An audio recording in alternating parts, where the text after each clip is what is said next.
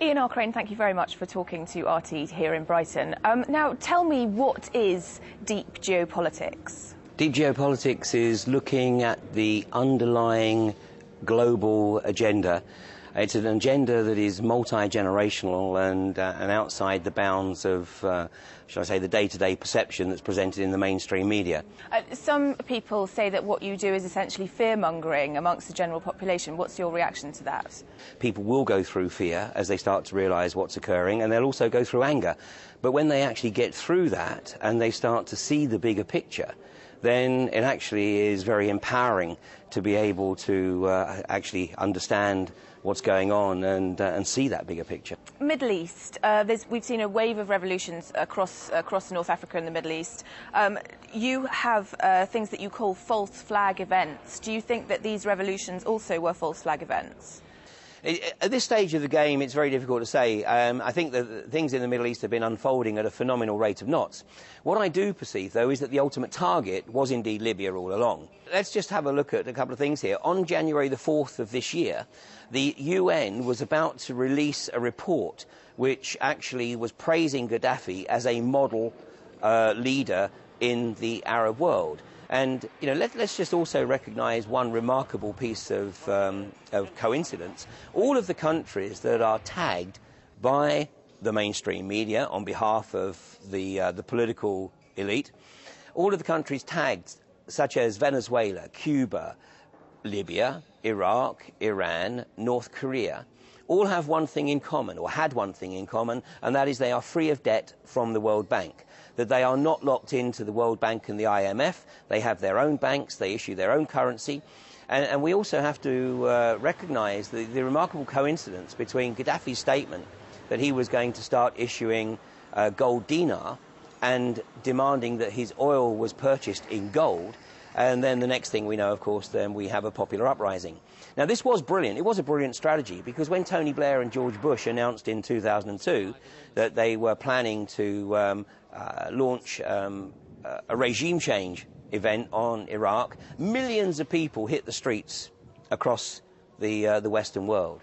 But this time, effectively, the same has, or is in process in Libya, as was done in Iraq, what would that be, 8 years ago, in 2003.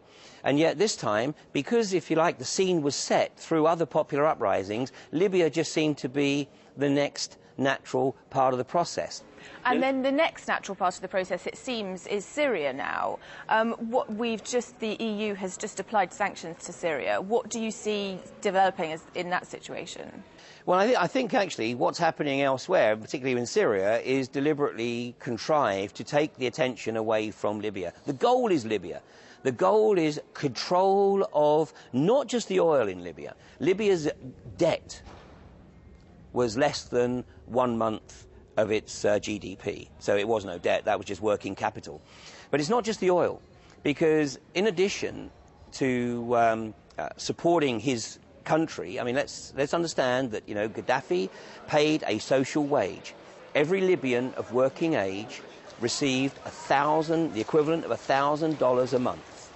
And it was up to them whether they worked or not. So, you know, Gaddafi was putting money back into the community. All education was free. He was not in debt to the World Bank.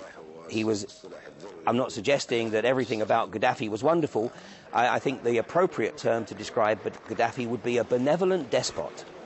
But nonetheless, he wouldn't buy into the overtures of the World Bank.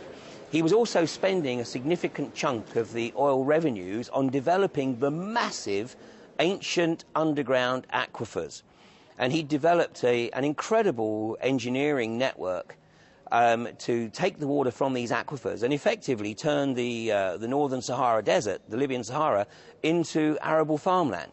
So this would potentially not only make Libya even more independent, but also enable it to effectively become a pseudo-superpower, you know, within that region. I have to ask you this question. I'm listening to you talking. Do you consider yourself to be a conspiracy theorist?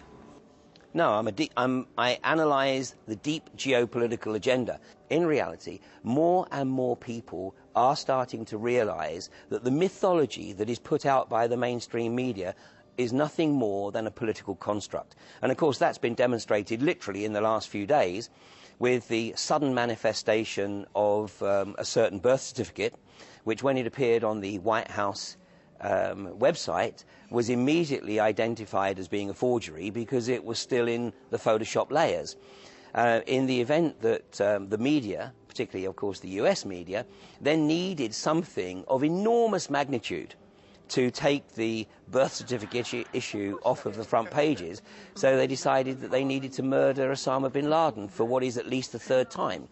And I don't make that observation lightly, because we have people who are very close to, or were close to the US administration in the immediate aftermath of 9/11, who have stated that Osama bin Laden was dead before the end of 2001. And then, of course, we have the iconic interview between David Frost and Benazir Bhutto in November of 2007, where Benazir Bhutto stated categorically that Omar Sheikh had murdered Osama bin Laden. And David Frost made no comment whatsoever. He let it go completely unquestioned, despite the fact that this was, breaking news, or should have been breaking news.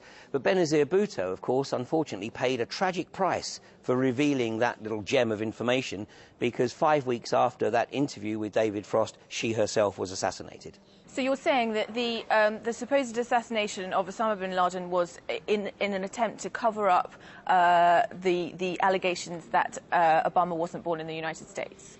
It's certainly having that effect, isn't it? And of course now what's happening is that the story is unraveling. It's unraveling rapidly. The US administration is finding it extremely difficult to stay with a single script, because more and more people are starting to spot holes in the script, and of course as they ask more questions, and it's like any lie. Once people are exposed as lying and you probe that lie, then they have to come up with more lies to cover the gaps in the original lie. I mean, we saw this piece of footage that was released that was allegedly Osama bin Laden watching TV in his luxury compound. And, I mean, close analysis of that photograph shows that it's nothing like any of the photographs of Osama bin Laden. But, I mean, this story has still got some legs. I'm not suggesting that after a few days we know all the facts.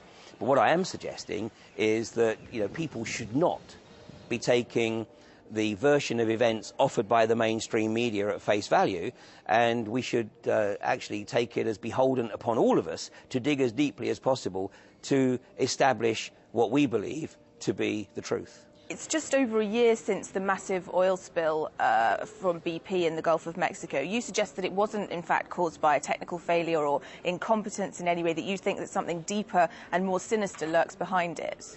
Well, my reason for that belief is that there are some very, very important questions that both BP and the US government have done their utmost to make sure don't get asked.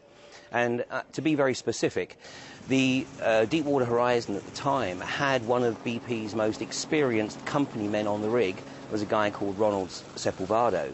And Sepulvado was taken off the rig, supposedly to attend a course in Lafayette, Louisiana. Now, it's remarkable that BP's most experienced company man should be taken off the rig to learn how to use the BOP at the most significant juncture of the drilling operation, i.e. just as the well's about to reach completion.